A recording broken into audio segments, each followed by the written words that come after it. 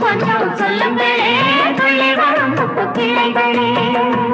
முத்து கிளைகளே முத்து கிளைகளே முத்து கிளைகளே முத்து கிளைகளே